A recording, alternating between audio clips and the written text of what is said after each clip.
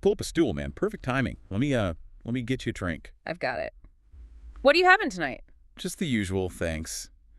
But seriously, you got to hear this. I was just telling our favorite bartender here about this story I've been, like, totally obsessed with lately. Which you insist on framing as history's most bizarre billionaire. I'm just wiping down the counter, but I'm listening. Because it works. I mean, think of Chinese history as this massive tech startup group chat. Okay. Right. So you've got the Tang Dynasty. They're the classic trust fund kid. Rolling around in a supercar. Exactly.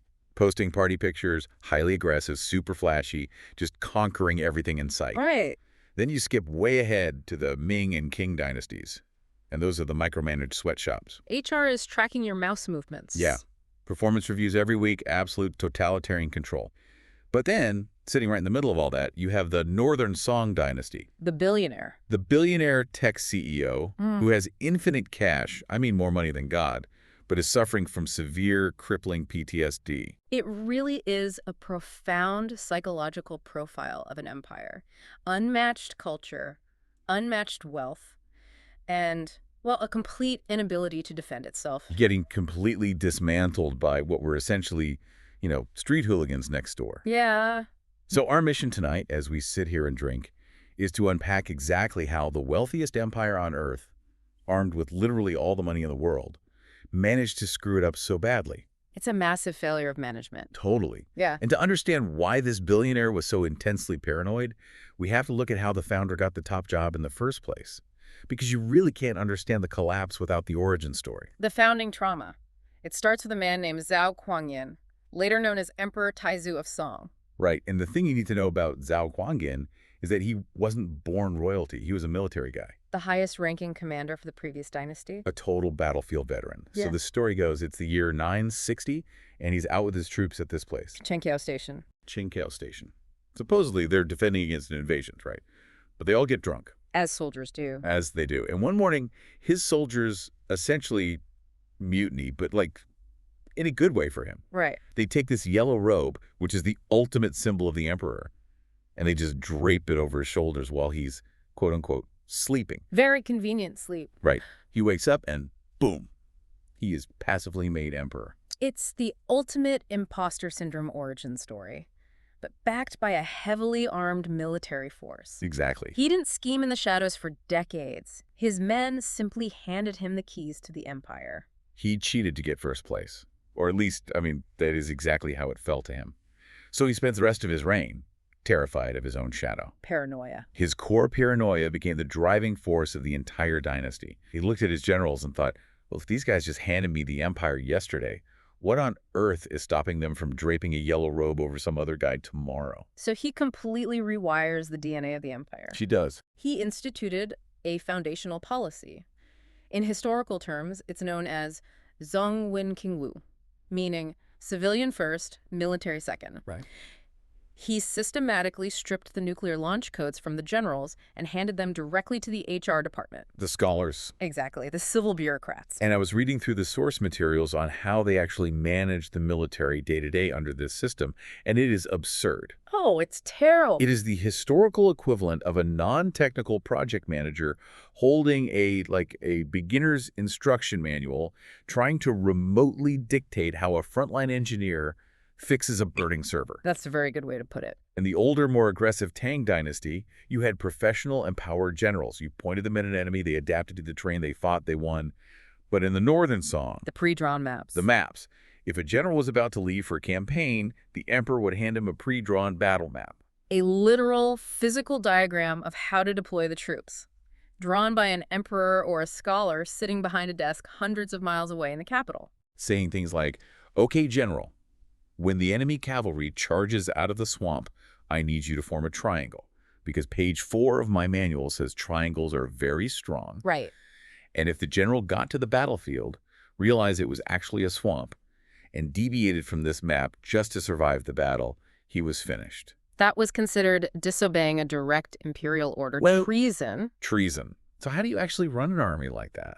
You don't. The Song deliberately handicapped their own military to prevent internal coups. Right. But in doing so, they engineered a national defense force that was fundamentally incapable of winning a fight. The profound irony here is that this exact same paranoia triggered a massive cultural renaissance. Because if you make the military a dead-end career, all the ambitious, smart people just go somewhere else. Exactly. All the prestige, all the money, and all the power shifted to the civil service examinations. The brightest minds stopped practicing archery and started studying philosophy. The Northern Song became this unprecedented golden age for arts, literature, and technology. You have these legendary polymaths and poets, guys like Su Shi and Ouyang living spectacular lives. I mean, civilian society was incredibly prosperous. Yeah. Just cultured and sophisticated. They were writing poetry, drinking fine wine, analyzing art. It sounds like the greatest place on earth to live. Until you looked at the borders. Right, until you looked at the borders. And this is what I don't understand. If your military is completely neutered by HR, how does this paranoid billionaire survive living next to heavily armed, highly aggressive neighbors? Did they just, like, get lucky for 100 years? They didn't get lucky at all. They opened their checkbook. Okay, I want to paint the picture of this geopolitical map for you because it's like logging into a terribly unbalanced online video game. It really is. Up in the north, you have the Khitan-led Liao Dynasty. These guys are the pay-to-win players. They have massive expanses of grazing land. Which means they have horses, which means they have elite, heavily armored cavalry. Then over in the northwest, you have the Western Shia. These guys are vicious, hardened street fighters. They know the harsh desert and mountain terrain, they fight dirty, and they are incredibly tough. And then you have the Northern Song player. Right. Holding a wooden stick, they aren't allowed to swing without checking a map first. But they have all the gold on the server? Just an endless vault of cash. Yeah. So the Northern Song gets into this brutal, exhausting war with the Liao dynasty. They are fighting, it's draining resources. The infantry is just getting chewed up by the Liao cavalry. It was a bloodbath. Finally, the Northern Song realizes, wait a minute, we have infinite money. So in the year 1004, they sit down and sign the Chanyuan Treaty. A very controversial document. Right. They pull out a checkbook and say, hey, Liao, how about we give you 100,000 taels of silver and 200,000 bolts of silk every single year? In exchange, we call each other brothers. And you stop hitting us. And the Liao dynasty gladly accepts. Now, I have to push back on this, because history books sometimes try to dress this up. But come on, look at the reality on the ground here. Okay, what do you... We are talking about literal, massive caravans of silver and silk trekking hundreds of miles north every single year, handed over to a hostile foreign power. Isn't this just a glorified, cowardly protection racket? The mafia shakedown. Yeah. They're paying off the mafia so their fancy coffee shop doesn't get burned to the ground. It is entirely natural to look at it through that lens, especially since traditional history strongly values military conquest and territorial expansion. Sure. And honestly, the Song court itself felt deeply humiliated by it, but when you look at the raw accounting, it completely flips the narrative. Oh, so? This wasn't a mafia shakedown. The Northern Song invented the world's first geopolitical B2B subscription model. Oh my God. They created peace as a service. Peace as a service. I'm totally sealing that. Yeah. But explain the math to me, because 100,000 taels of silver and 200,000 bolts of silk sounds like a catastrophic shakedown. It sounds catastrophic until you examine the Northern Song's balance sheet.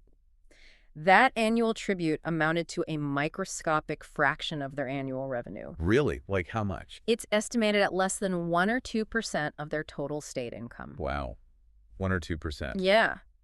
If the Song were to actually fund a standing army capable of fighting a hot war against the Liao, it would cost them tens of millions of taels of silver annually. Right.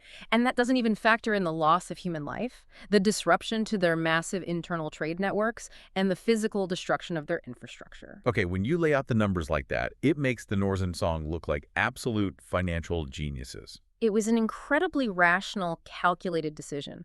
Why spend $50 million to maybe win a war when you can spend a fraction of a million to guarantee peace and keep your economic engine running at full speed? You pay the annual subscription fee, you get the security patch, and your merchants continue to generate immense wealth. Exactly. They basically outsourced their national defense to the enemy. They paid the wolves to stay in the forest. They did. But here is the fatal flaw in the pieces of service model that I uncovered when I was looking through all the source notes. It solves the external threat temporarily. Yes. But now you have an empire that is historically wealthy, with no wars to fight, but they still have a massive bloated government. All that pent-up energy, all that financial strain, it has to go somewhere. It turned inward, and it created one of the most toxic political environments in human history. Oh man, let's talk about the financial crisis brewing underneath all this silk and silver, because this blew my mind. It's fascinating. Outwardly, the empire looks filthy rich. Yeah. But internally, the government's books are bleeding out. They are heading toward bankruptcy. And why? A bloated payroll? It ties directly back to the founders' initial paranoia. Right. To prevent internal rebellions, the state's domestic policy was essentially to buy everyone off. For example, whenever there was a famine, a flood, or a drought, you suddenly had thousands of starving, unemployed peasants. And in other dynasties, those peasants would just turn into bandits and overthrow the government. Exactly, the Song solution. The government simply hired them into the army. But they aren't fighting anyone. They bought a peace subscription. Precisely. They're entirely redundant soldiers. They are placed on the state payroll exclusively to maintain social stability. Wow. The army swelled to over 1 million men, most of whom were essentially welfare recipients in uniform. That is insane. And add to that an endless growing stream of civilian bureaucrats who are passing the civil service exams. The government just keeps expanding, hiring more and more people, paying massive salaries to do less and less work. So the company is burning through its runway. Rapidly. The payroll is totally out of control, the state is hemorrhaging silver, and this sparks the most vicious, petty office politics you will ever see. It's known as the new versus old party factional strife. Yes. The new party, the reformists, were led by a brilliant, uncompromising man named Wang Anshi.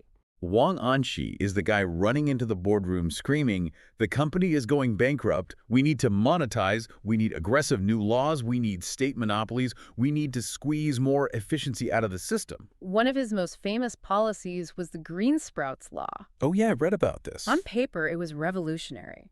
The government would provide low-interest loans directly to farmers during the planting season, bypassing the wealthy local landlords who were acting as loan sharks.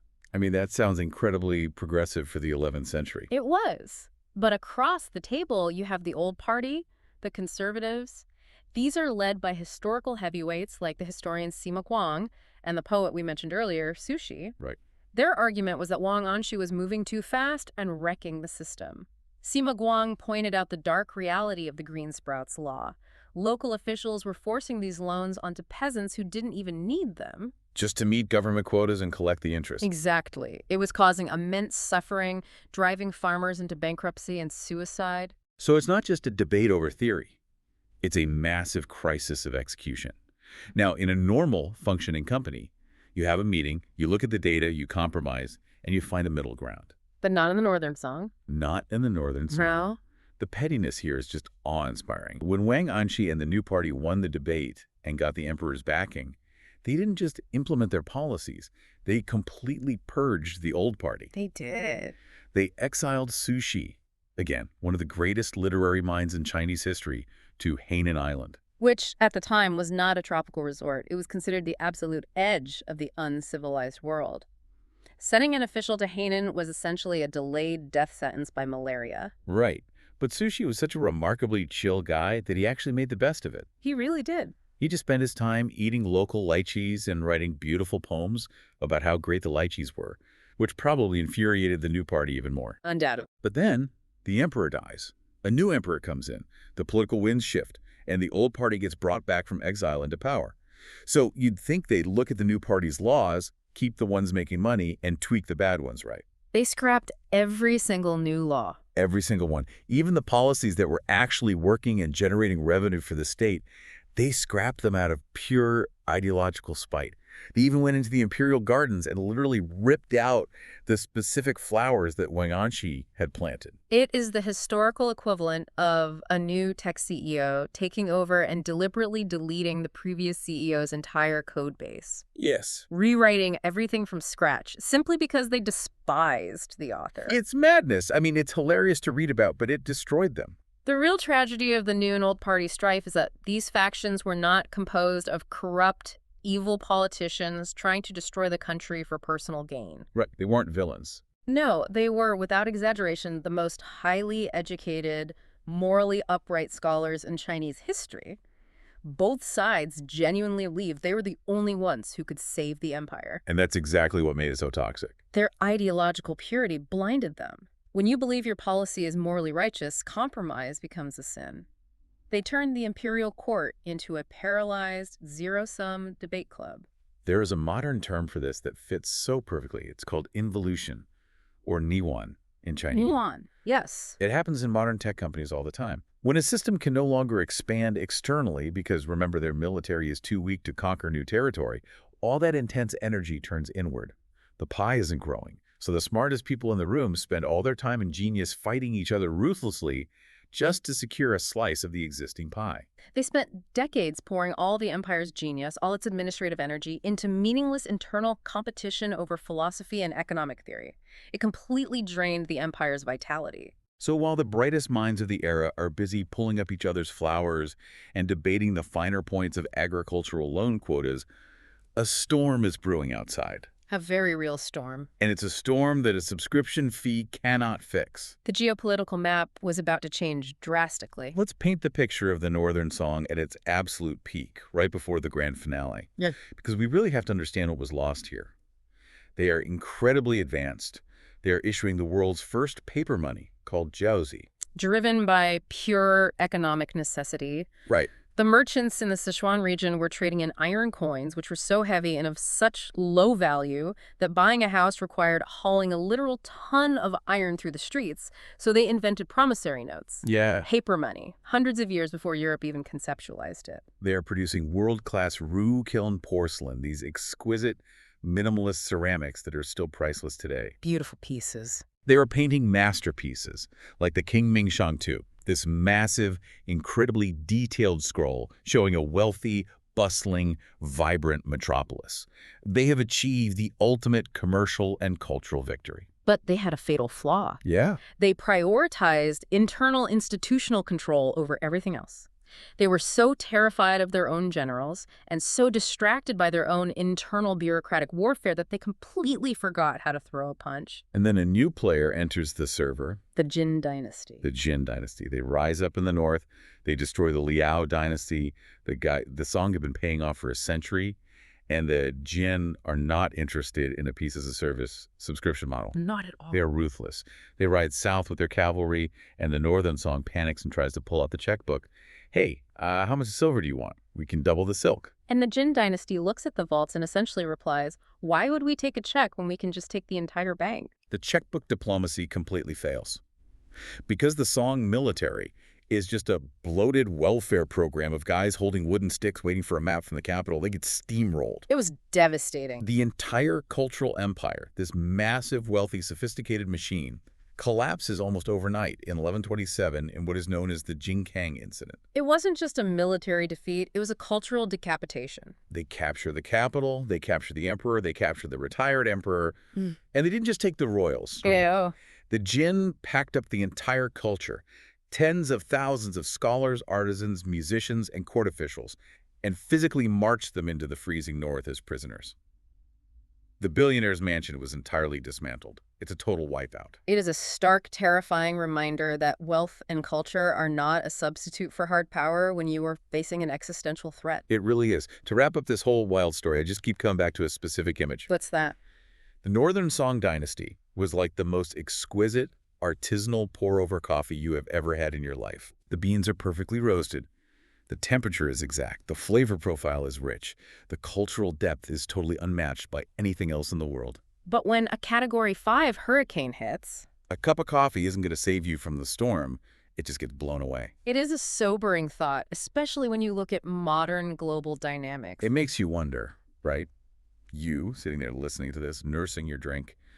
It's something to mull over tonight. Can a superpower ever truly survive on economic dominance, technological superiority, and cultural exports alone? Or does every great society, no matter how rich, no matter how cultured, eventually need a wooden stick to back up its checkbook?